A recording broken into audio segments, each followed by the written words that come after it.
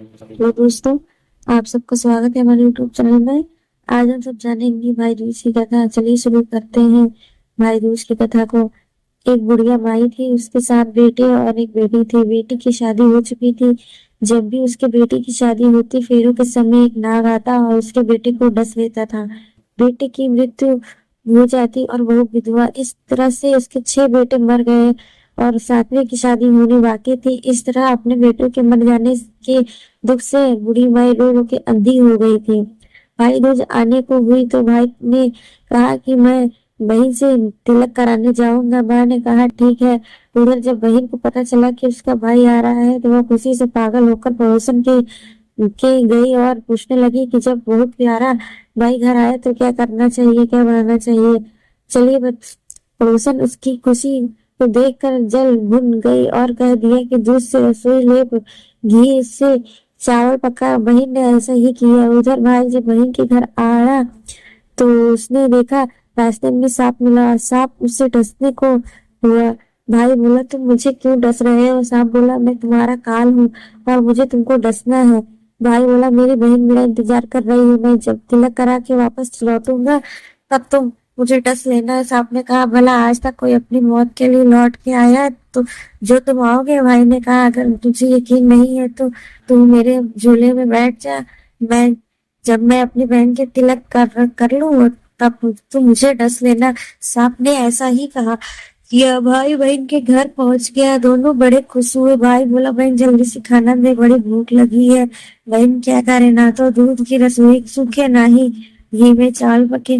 भाई ने पूछा बहन इतनी देर क्यों लग रही है, तू क्या पका रही है? बहन तब बहन ने बताया कि ऐसे ऐसे किया है। भाई बोला पगली कहीं घी में चावल पके हैं या दूध से कोई रसोई लिपे है? गोबर से रसोई ली, दूध से चावल पका। भाई ने ऐसा ही किया। खाना खा के भाई को बहुत जोर नींद आने लगी। इतने में बहन के बच्चे आ गए। बोले मामा मामा हमारे लिए क्या लाए हो? भाई बोला मैं तो कुछ ही नहीं लाया। बच्चों ने कहा वाह, झोला ले लिया जिसमें सांप था। ऐसे ही उसे खोला, उसमें इसे हीरे का हार निकला। बहन ने कहा भैया तूने बताया नहीं कि तुम मेरे लिए इतना सुंदर हार लाए हो। भाई बोला बहना तुझे पसंद है तो तू ले ले, मुझे हार का क्या करना। अगले दिन भाई बोला अब मुझे जाना है, मेरे लिए खाना रख दे। बहन ने उसके लिए लड्डू बना के एक डिब्बे में रख के दिए। भाई कुछ दूर जाकर थक कर एक पेड़ के नीचे सो गया। उधर बहन के बच्चों को जब भूख लगी तो माँ से कहा कि खाना दे दो। माँ ने कहा खाना अभी बनने में देर है। तो बच्चे बोले कि मामा को जो रखा है वही दे दो। तो वह बोले कि लड्डू बनाने के लिए बाजरा पीसा था, वही बचा पड़ा है, चक्की में जाकर खा ले। बच्चों ने देखा कि चक्की में तो सांप की हड्डियां पड़ी हैं। यह बात माँ को आकर बताई तो वह बड़ी बावड़ी सी हो गई। भाई के पीछे पीछे भागी। रास्ते भर लोगों से पूछती कि किसी ने मेरे गैर बटोई देखा, किसी ने मेरा बावड़ा सा भाई देखा। जब एक ने बताया कि लोटा तो है पेड़ के नीचे, देख ले वही तो नहीं है। तो भागे भागे पेड़ के नीचे पहुंची, अपने भाई की नींद से उठाकर भैया भैया कहीं तूने मेरे लड्डू तो नहीं खाए? भाई बोले ये ले तेरे लड्डू नहीं खाए मैंने, ले देख ये लड्डू ही तो दिए थे। उसके पीछे पीछे भाग आ गई। बहन बोली नहीं भाई तू झूठ बोल रहा है, जरूर तूने खाया है, अब तो मैं तेरे साथ चलूंगी। भाई बोला तू ना मान रही तो चल फिर। चलते चलते बहन को प्यास लगती है तो वहां भाई को कहती है कि मुझे पानी पीना है। भाई बोला अब मैं यहाँ तेरे लिए पानी कहाँ से लाऊं? देख दूर कहीं चील उड़ रही है, चील चली जा, वहीं शायद तुझे पानी मिल जाए। तब बहन बोली वहां गई और पानी पीकर जब लौट रही थी तो रास्ते में देखती है कि एक जगह जमीन में 6 सिलाई गड़ी है और एक बिना गड़े रखी हुई थी। उसने एक बुढ़िया से पूछा कि ये सिलाई कैसी है? बुढ़िया ने बताया कि बुढ़िया है, उसके 7 बेटे थे। 6 बेटों की तो शादी के मंडप में ही मर चुके हैं तो उनके नाम की ये सिलाई जमीन में गड़ी है। अभी 7वें की शादी होनी बाकी है।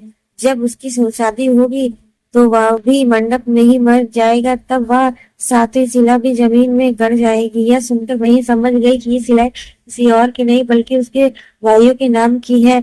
उसने उस बुढ़िया से अपने 7वें भाई को बचाने का उपाय पूछा। बुढ़िया ने उसे बतला दिया कि वह अपने 7वें भाई को कैसे बचा सकती है। जब जान सब जानकर वह वहां से अपने बॉल प्ले करके पागलों की तरह अपने भाइयों को गालियां देती हुई चली। भाई के पास आकर बोलने लगी, तू तो जलेगा कुटेगा मरेगा। भाई उसके ऐसे व्यवहार को देखकर चौंक गया, पर उसे कुछ समझ नहीं आया। इसी तरह दोनों भाई बहन माँ के घर पहुंच गए। थोड़े समय के बाद भाई के लिए सगाई आने लगी। उसकी शादी तय हो गई। जब भाई को सेहरा पहनाने लगे तो वह बोली, इसको क्यों सेहरा बांधेगा? सेहरा तो मैं पहनूंगी, ये चलेगा मरेगा। सब लोग ने परेशान होकर सेहरा बंधने को दे दिया। बहन ने देखा उसमें कलंगी की जगह सांप का बच्चा था। बहन ने उसे निकाल के फेंक दिया। जब भाई घोड़ी चढ़ने लगा तो बहन फिर बोली, ये घोड़ी पर क्यों चढ़ेगा? घोड़ी पर तो मैं चढ़ूंगी, ये जलेगा मरेगा, इसकी लाश को चील कौवे खाएंगे। सब लोग बहुत परेशान हो गए थे। सबने उसे घोड़ी पर भी चढ़ाने दिया। जब बारात चलने लग हुई तभी बहन बोली, ये क्यों दरवाजे से निकलेगा? ये तो पीछे के रास्ते से जाएगा, दरवाजे से तो मैं निकलूंगी। जब वह दरवाजे के नीचे से जा रही थी तो दरवाजा अचानक गिरने लगा। बहन ने एक ही ईंट उठाकर अपनी चुनरी में रख ली। दरवाजा वहीं की वहीं रुक गया। सब लोग को बड़ा जम्भा हुआ। रास्ते में एक जगह बारात रुकी तो भाई को पीपल के पेड़ के नीचे खड़ा कर दिया। बहन कहने लगी, ये क्यों छाव में खड़ा होगा? ये तो धूप में खड़ा होगा, छाव में तो मैं खड़ी होंगी। जैसे ही वह पेड़ के नीचे खड़ी हुई, पेड़ गिरने लगा। बहन के एक पत्ता तोड़ कर अपनी चुनरी में रख लिया। पेड़ वहीं के वहीं रुक गया। अब तो सबको विश्वास हो गया कि ये बावली कोई जादू टोना सीख कर आई है, जो बार बार अपने भाई की रक्षा कर रही है। ऐसे करते करते फेरों का समय आ गया। जब दुल्हन आई तो उसने दुल्हन के कान में कहा, अब तक तो मैंने तेरे पति को बचा ली, अब तू ही अपने पति को और साथ ही अपने मरे हुए जेठों को बचा सकती है। फेरों के समय एक नाग आया। वो जैसे ही दूल्हे को डसने को हुआ, दुल्हन ने उसे एक लोटे में भर के ऊपर से प्लेट में बंद कर दिया। थोड़ी देर बाद नागिन लहर लहर करती आई। दुल्हन से बोली, तू मेरा पति छोड़। दुल्हन बोली, पहले तू मेरा पति छोड़। नागिन ने कहा, ठीक है, मैं तेरा पति छोड़ा। दुल्हन, ऐसा नहीं, पहले 3 बार बोला। नागिन ने 3 बार बोला, फिर बोली कि अब मेरे पति को छोड़। दुल्हन बोली, एक मेरा पति से क्या होगा?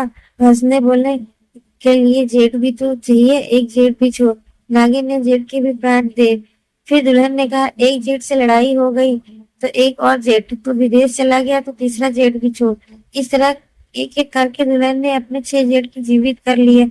उधर रो रो के बुढ़िया का बुरा हाल था कि अब तो मेरा 7वां बेटा भी अब बाकी बेटों की तरह मर जाएगा। गांव वालों ने उसे बताया कि उसके 7 बेटा और बहुएं आ रही हैं। तो बुढ़िया बोली, अगर यह बात सच हो तो मेरी आंखों की रोशनी वापस आ जाए और मेरे सीने से दूध की धार बहने लगे। ऐसा ही हुआ। अपने सारे बहू बेटों को देखकर वो बहुत खुश हुई। बोली, यह सब तो मेरी बावली का किया है, कहाँ है मेरी बेटी? सब बहन को ढूंढने लगे। देखा तो वह भूसे की पोटरी में सो रही थी। जब उसे पता चला कि उसका भाई सही सलामत है तो वह अपने घर को चली। उसके पीछे पीछे सारी लक्ष्मी भी जाने लगी। बुढ़िया ने कहा, बेटी पीछे मुड़ के देख, तू सारी लक्ष्मी लेके जाएगी और तेरे भाई भाभी क्या खाएंगे? तब बहन ने पीछे मुड़ के देखा तो और कहा, जो माँ ने अपने हाथों से दिया वह मेरे साथ चल, बाकी का भाई भाभी के पास रहे। इस तरह बहन ने अपने भाई की रक्षा की और भैया दूज का त्योहार होने लगा। कैसी लगी ये छोटी सी कथा? आप सब हमको कमेंट करके जरूर बताइएगा और कहानी पसंद आई हो तो एक सब्सक्राइब जरूर करिएगा। धन्यवाद।